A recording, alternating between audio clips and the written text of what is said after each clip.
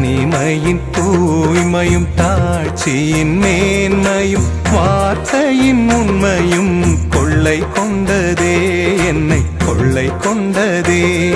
உன் கண்ணிமையின் தூய்மையும் தாழ்ச்சியின் மேன்மையும் வார்த்தையின் உண்மையும் கொள்ளை கொண்டதே, என்னை கொள்ளை கொண்டதே. இயேசுவின் தாசனாய்